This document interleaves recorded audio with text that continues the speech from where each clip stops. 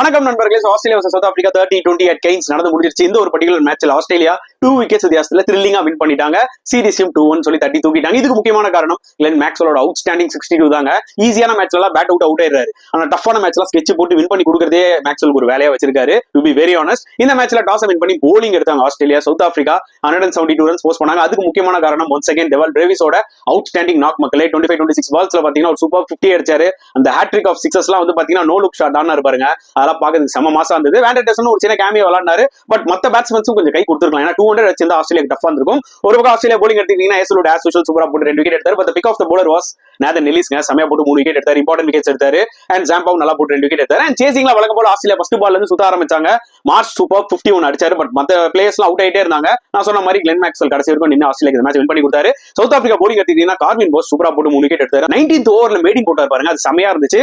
Congratulations for Australia winning this series.